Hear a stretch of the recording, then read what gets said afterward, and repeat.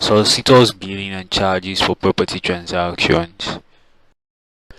The applicable laws under this topic are 1. Legal Practitioners Act, 2. Rules of Professional Conduct, 3. Land Instrument Preparation Law, 4. Legal Practitioners Remuneration for Legal Documentation and Other Land Matters Order 1991. Principles and rules guiding billing for solicitor services. Only a legal practitioner has the exclusive right to prepare documents of transfer of interest in land in Nigeria. However, it is not in the exclusive preservation of a legal practitioner to draft a will.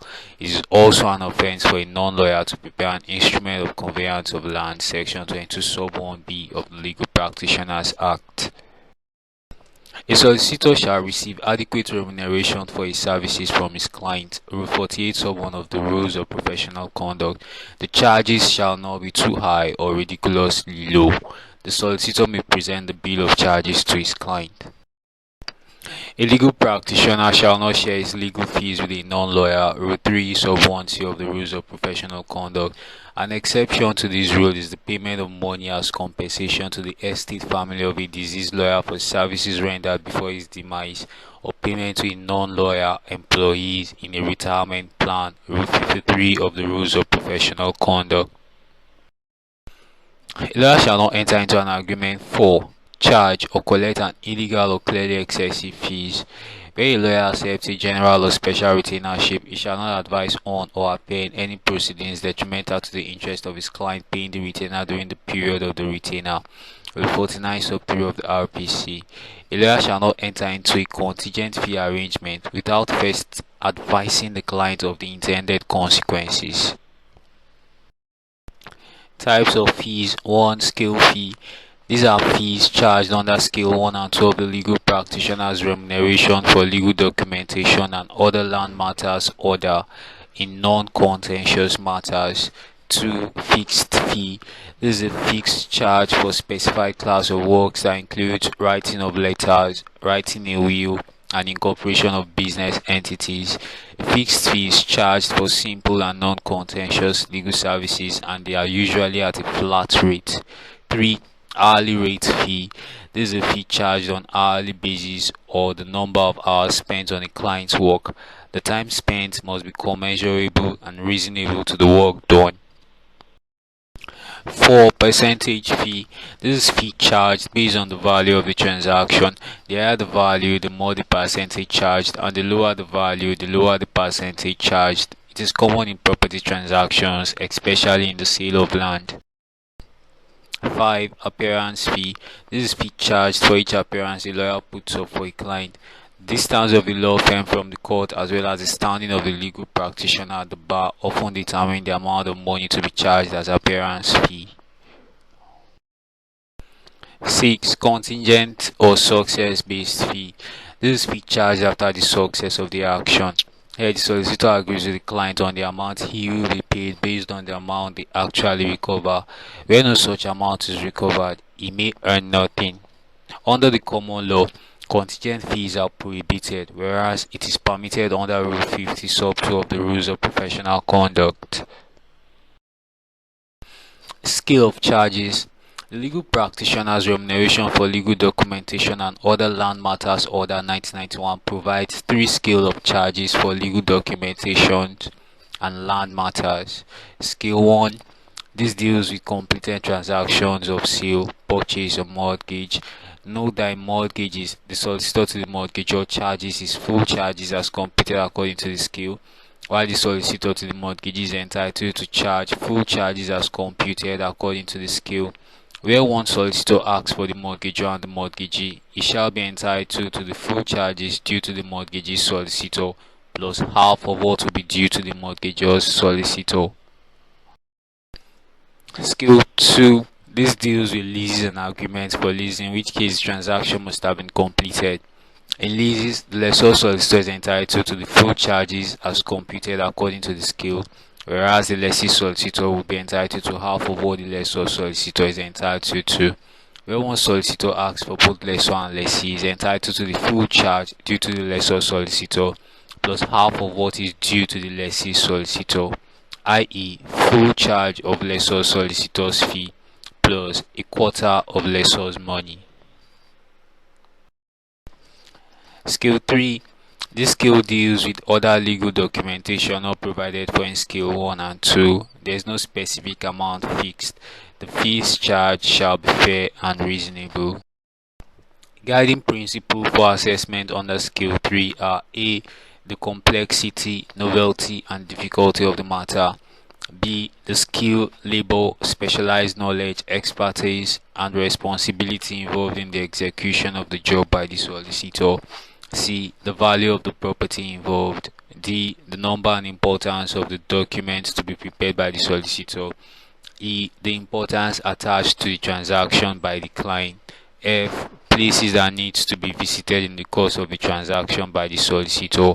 G. The time that will be expended by the lawyer in the course of the transaction. H. Special exertion of devotion towards the transaction by the lawyer.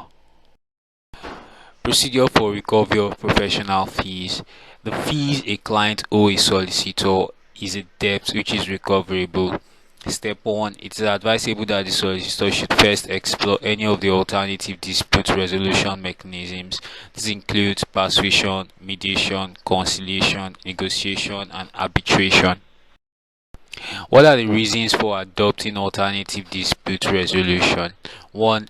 Litigation for the sake of professional fees will lead to loss of clients. 2. Litigation has the tendencies of straining relationship with clients. 3. ADR helps to avoid lengthy trial. 4. Resources and energy will further be dissipated and wasted. 5. Litigation discourages potential clients from briefing the solicitor. Step 2. Where the solicitor has explored ADR options to no avail, he may sue for his fee in court. Section 16 to 19 of the Legal Practitioners Act. There are 3 important and mandatory things that the solicitor must do in order to recover his charges from a defaulting client. They are outlined as follows. 1. He must prepare a bill of charges which should set out the particulars of the principal items of his claim. 2. He must serve his client with the bill of charges. 3. He must allow a period of 1 month to elapse. The said 1 month to run from the day the bill was served. Section 16 sub 1 and 2 of the Legal Practitioners Act. These 3 conditions are read conjunctively and not disjunctively. They are mandatory and must be complied with. Non-compliance will render the action for recovery of legal fees not only bad but incurably bad. FBN and Ndomaegba. Bill of charges. Charges means any charge, whether by way of fees, disbursement, expenses, or otherwise made in respect of any work done by a legal practitioner in his capacity as a legal practitioner. Section 19 sub 1 of the Legal Practitioners Act. The purpose of this bill of charges is that it helps the client to know what he owes the solicitor and also helps the taxing authority to compute the taxes payable by the solicitor. The bill of charges must be signed by the legal practitioner. Can a law firm sign in its name? The court have held that a law firm is not a person known to law. In Okafor and Nweke 2007 10 Nigerian Weekly Law Report, part 1043, page 52, the Supreme Court has held that JHC Okolo SAN and Co. is not a legal practitioner and cannot legally sign or file any process in the courts of law. To this effect, a legal practitioner endorsing a document must sign in his personal name and not in the name of the law firm. Thus, the bill of charges in the case of a firm of partners must be signed by a legal practitioner in his personal name and on behalf of the law firm, e.g., M. Wada Esquire for Ruben R. Izizian Partners. Particulars to be contained in a bill of charges are: 1. The bill of charges should be headed to reflect the subject matter. 2. The bill of charges should contain all the charges, fees, and professional disbursement for which the lawyer is making his claims. 3. The charges and fees should be particularized. 4. Sufficient information should also be given to enable the client to obtain advice on tax obligations and for directions to the tax officers levying the tax. Oyekome and NEPA 2000 LCER 11919SC. Very important. Professional disbursement include payments which are made by a solicitor in the course of carrying out his professional duties, e.g., filing fees, witness fees, cost of preparation of record of proceedings, etc.